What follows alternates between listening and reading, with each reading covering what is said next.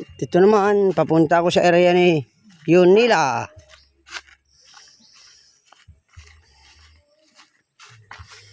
Another temporary gate uli. Okay.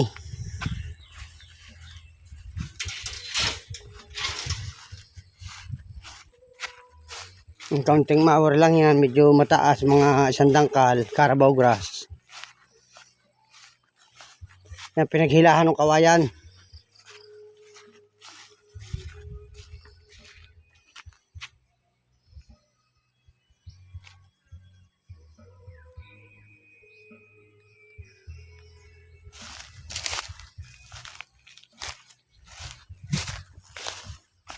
Yan, ating lugar.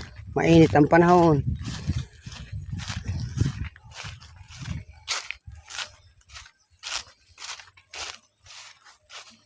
Papansin mo yung mga patayan damo, yun ay mga naran up.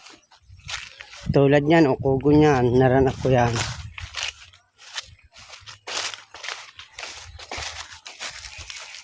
Yung bahay ni Yunila. Yung mga dating gubat na tinabas ko.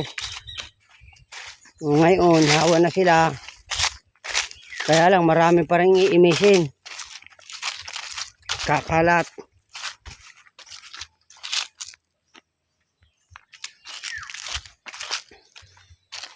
Yan baga, niran up ko baga yung buskilid na yan,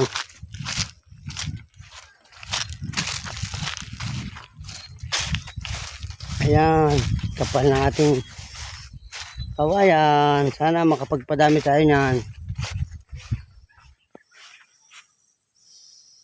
Number 1 kailangan. Ayan. Ay, pagsagubat, niran up ko at ngayon, tuloy sila namamatay. Tayo sa water refilling. Santol.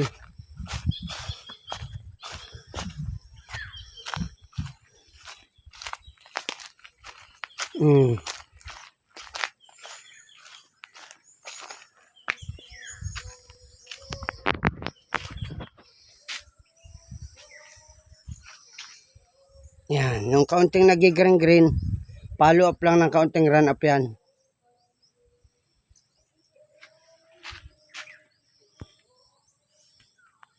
Nandito ako ngayon sa area ni Alejandro.